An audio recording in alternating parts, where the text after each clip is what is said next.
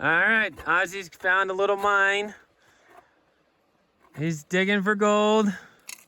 Come on, Ozzy, bring up the good one. The good stuff. Try to find some bliss rock. Spend a summer in the Yukon Territory and Alaska, and I promise you that you're going to hear 3 words more than any others. And those words are Klondike, gold, rush. As a final hurrah in the land of the midnight sun, we decided that we would trace the steps of 100,000 Klondikers by starting in the port city of Skagway in Alaska and then following the Yukon River until we reached Dawson City at the mouth of the Klondike River.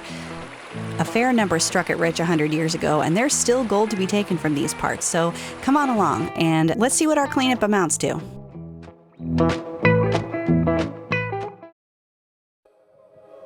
So originally we had plans to go to Juneau, but the ferry was full. So then we had plans to go to the Arctic Ocean, but the hotel for Shabbat was full.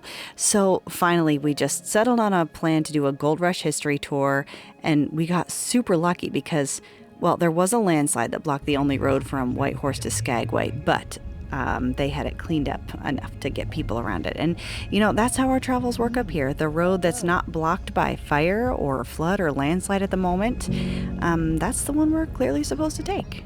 Here we go. Welcome to Skagway, where we have made it into town, and we found a nice quiet spot where we can give ourselves up some lunch. Got some potatoes and some cheese. We found a Whitehorse, and it's gonna be great. Skagway is a port town that's jammed up against an almost impenetrable coastal range. Most gold rushers came by boat to this corner of Alaska, but then they still had more than 500 miles to go overland to get to the gold fields, and the first obstacle was these mountains. The earliest route through was over the White Pass, and there's now a train that takes you in comfort all the way to the top of the pass and beyond. It's an international civil engineering landmark, just a beautiful railway. But if you had taken this unforgiving route in 1898, you would have been utterly unimpressed by the majesty of the endless mountains and the waterfalls, and instead you would have been confronted daily by suffering the likes of which you had never seen before.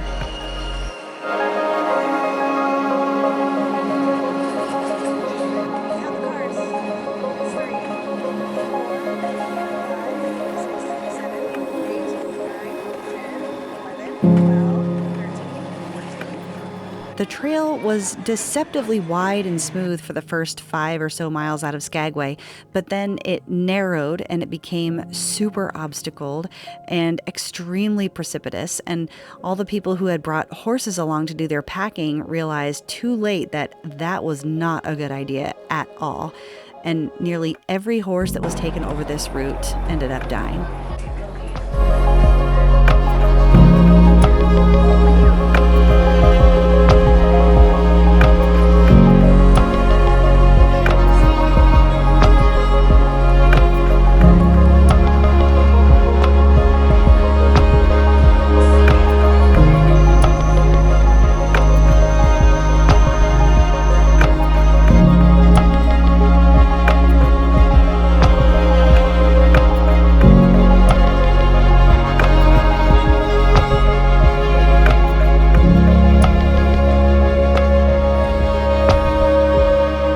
These grisly sights remain for us to see on this cold afternoon in August.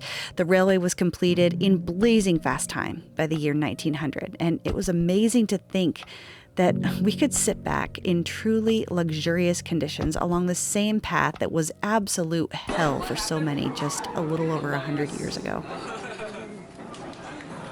I love this. So much fun. Happy vacation.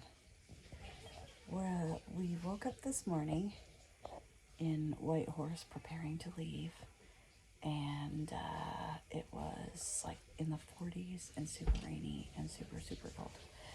And so we had already packed all of our tents and sleeping bags and everything, and I was thinking to myself, this is like part of the Klondike experience, to just be truly miserable. But all the same, I'm just gonna check real quick and see if there's any hotels available. And then Sonny came in and said something to the tune of, Abort. blame it all on me, but find a hotel. So we found one available hotel at one incredibly reasonable rate. And Sonny is using a flashlight now because it's just like camping inside. It's great. We have like our cots, kids on the floor with cots, and you know, no power, and I wonder why it was so budget. no fridge, and yeah, it's super budget. Just like camping, we're getting just what we wanted out of a camping trip, but with like a dry roof over our This head. is glamping. It is glamping because there is running water still. So We get to shower. that's like luxurious. This is, and it's a comfortable bed. It is a pretty comfortable bed. It's a double. It's also really on the short side. But yeah, I mean, that over a cot, I shouldn't talk too loud because Raya's down there sleeping on a cot. So it's good. Camping trip off to a great start.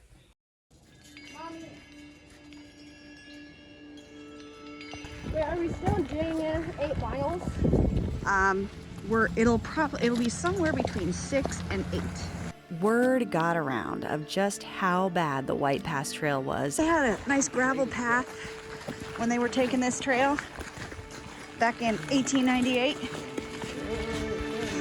You don't think so? Dang, funny.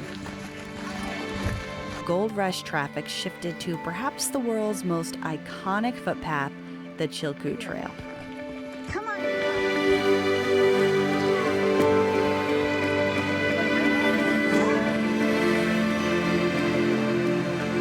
Quite possibly the hand resting spot of 100,000 Klondikers. That's pretty amazing. Wow, that's huge. Yeah. Huge tree. Oh my gosh.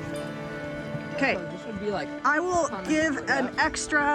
give 3 marshmallows straight up to anyone who finds an abandoned artifact of any kind. This trail has a scramble of a start, and then it's a pretty gradual rise for 30 or so miles before it reaches a near vertical face where an enterprising soul carved stairs into ice so that people could get over the pass. We're talking like 3,000 feet. Klondikers had to haul a year's worth of stuff up this trail, and that year's worth of stuff was a total of about 2 tons. So that meant that people had to take a load up the trail and then cache it and go back for the next load, and then do that again. And again, 30 to 40 trips in all. We were happy to just carry water and snacks.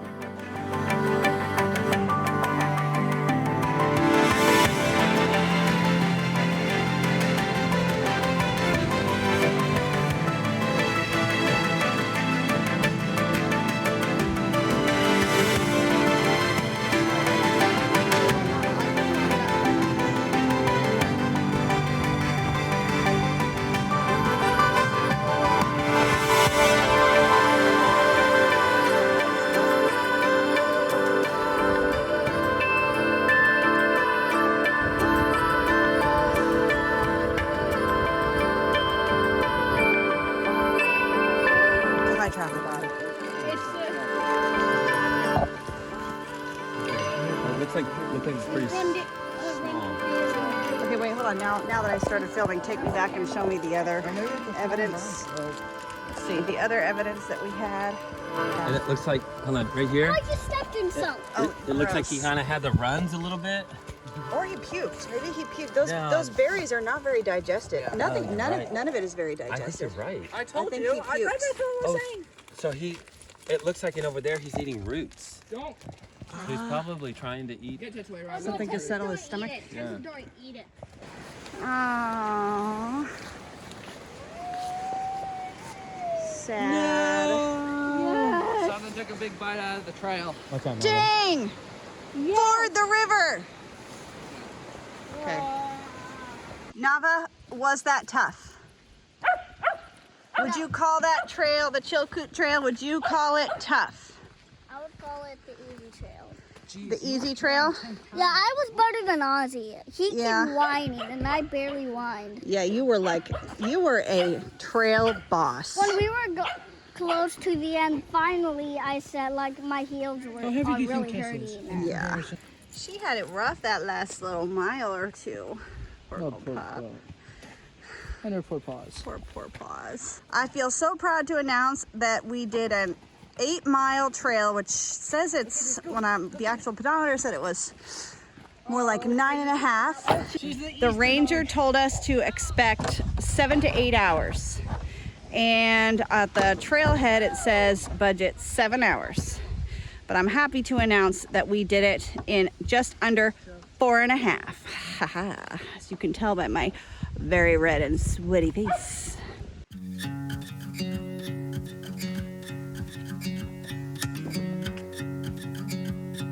Denmark. Oh, okay.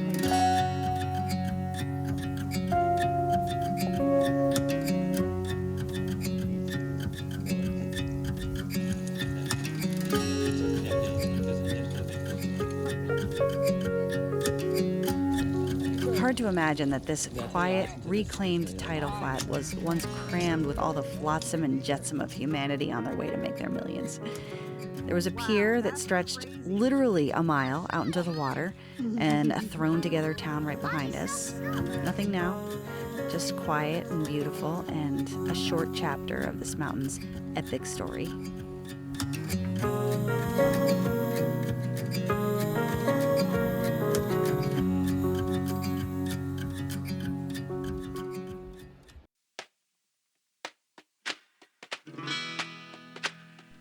Time to head north on the long road to Dawson City in the Yukon. This is it. This is the end of Alaska. Up and over these mountains that were the bane of every gold seeker's existence, there's a chain of lakes that eventually meet up with the Yukon River. And from there, it's a pretty straight shot to Dawson, although still plenty hazardous. Along the way, we stopped for a dinner picnic in Carcross, which is home to North America's tiniest desert.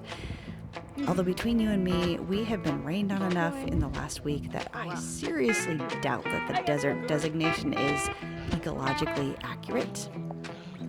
Anyways, back to Whitehorse for the night.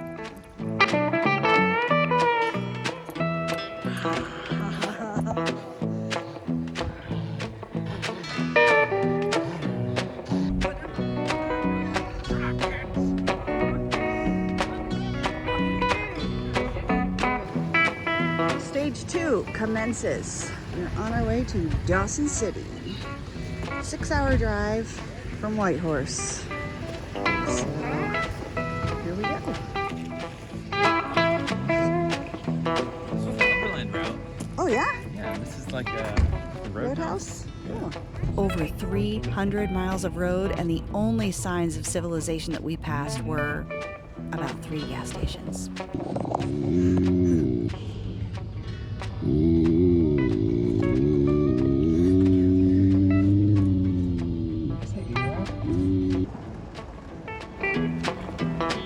You're a donkey.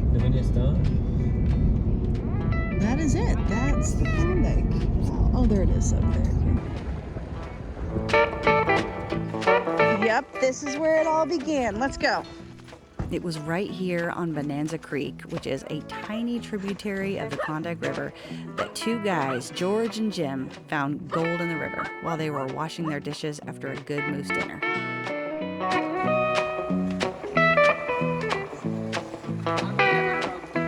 I cannot believe it. This is really just like I pictured it looking.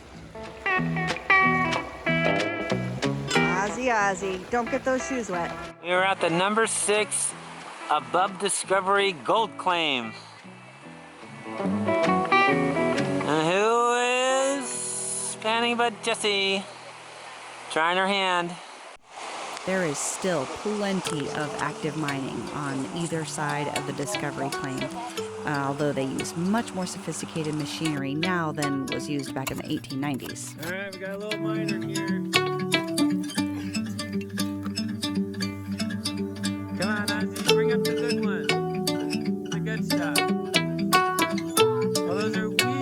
it's true, the gold pan is the most iconic symbol of the Klondike, but the pan is really just to take a sample test of how much gold is in the dirt on either side of the river. So what you do is you get a pan and fill it with dirt and, swing it around a little bit. And if you get some good color in the pan, then it's probably worthwhile to dig up that area some more and send all the dirt down a sluice to wash out the gold. But if not much shows, then don't waste your time here. Look somewhere else.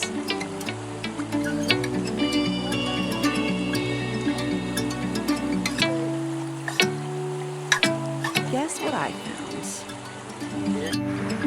I found that gold mining is not for the impatient.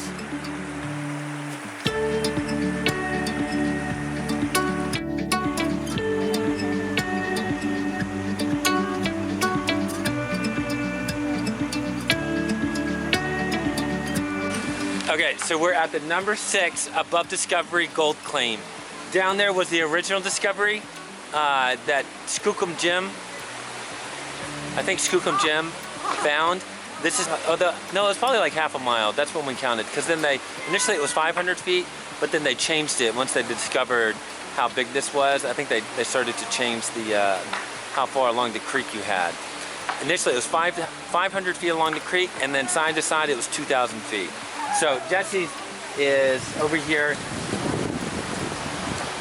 She came around. I just found a, so here is a pile that's, I'm assuming a local miner had dumped here, because all up and down the road is still very active mining.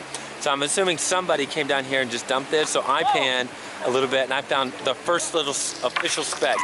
Everybody that I asked where they thought the speck was, everybody pointed to the same thing, because it was just very obvious.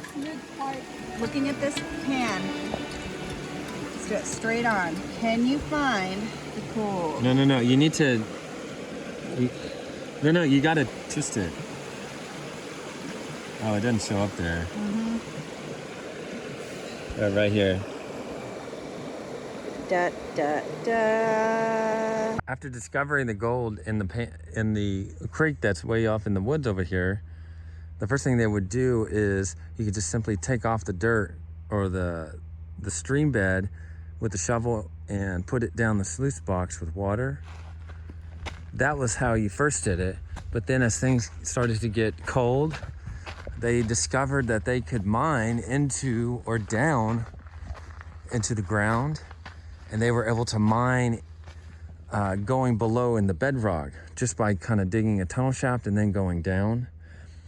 Once they did that, they could bring out the dirt, and they could, you see here with pictures, they could dig, and because the ground's frozen, you don't have to support the ground around because everything's frozen. So you could mine the old stream bed down to the bedrock, and then with a shovel put it in a bucket and then hoist it up, and then you'd have a huge gravel pile. That was all done initially by hand, and then they discovered they could use steam. But if you could generate steam, you could pump it in a pipe with a long rod. You could hammer the pipe in, and at the end you have the steam coming in, and then you have a sharp point, and at the end of that point is hollow, and that's where the steam would come out, and it would help thaw it. So they could thaw some of the ground and wouldn't have to work it so hard. The way they generated the steam was with a boiler. You see a boiler here. Down here you have pipes that would generate the steam, and I guess you have wood that generated the heat. So all that's filled with water with a regulator. And then with the steam, they could expand that. Not only were they hammering with a long metal pipe the steam to thaw it out, they had to make sure they were in the bedrock. So a miner would periodically pan to make sure he was still in the right place, because he wanted to be just above the basement, because the gold is heaviest, so it would eventually make its way down to the basement of the rock. Using the same steam, they figured out ways and techniques to actually use the steam to pulley it up, to lift up the gravel, and then slide it over, and then they had a mechanism where it could just dump and make a huge pile. So they were doing this in the winter, and then in the summer when they had water, they would take this big pile of gravel and they would sift through it, and that's where all the gold was. So that was the summer work. But the steam power really helped because it was doing all this mechanical work. This is Rafi explaining how dredge mining worked. This huge dredge rig was in operation until the 1960s up here. And then they're moving the ground over here so that this guy can pick up the buckets, and those buckets go into here, into a giant shaker table with riffles. And so the lighter stuff just bounces farther and eventually goes into this conveyor belt, and the tailings are dumped. And then What's this? this is, I guess, the anchor spud. Okay, I see. And so then periodically they just clean out the riffles. Yeah, clean out the riffles and then probably also move the whole dredge over. Mm-hmm. And how much did you say this could work through? It could work through 2,400,000 pounds Per hour. Yep, we'll drive over to this graveyard, look around for a little bit, and then come on back, then go to the hotel, hang out for a little bit till dinner time. There's no bridge to cross the Yukon up in these parts, but you can hop on the seasonal ferry and tootle on over without too much of a wait. We usually end up visiting quite a few graveyards, and there was a really unique one that I heard about just on the other side of the river. Yeah, it's a steamboat graveyard. These absolutely behemoth boats were the technological marvels of their time, but when roads and cars made overland travel to these really remote corners of the Yukon possible, then these boats were hauled out of the water and abandoned. And so now we can look at one era's crowning achievement mixed with time and weather and rivers flooding and receding, and this is the view. You know what I found so fascinating? A good many of the Klondike stampeders who plowed through all of these crazy obstacles and endured cold and hunger and exhaustion and just every other miserable condition, when they finally got to Dawson City, this is what Pierre Burton writes in my favorite book about this era. He writes that hundreds expected that all they would have to do would be to pick up nuggets above the ground, and some even thought that they grew on bushes. But here were large numbers who spent only a few days in Dawson and didn't even bother to visit the hypnotic creeks that had tugged at them all winter long. They turned their faces home again. It was as if they had completed the job they set out to do and understood that it was not the gold that they were seeking after all.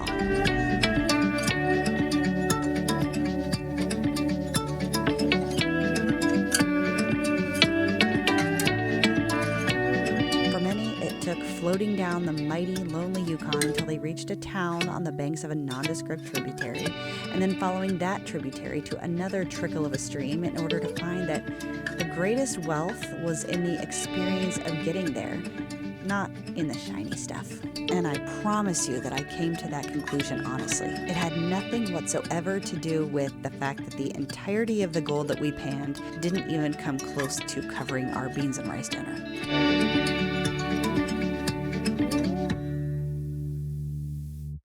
Just a quick PS. Gold mining is not only a part of Dawson City's history, it is very much a part of their present. There's still a ton of active placer mining in the area.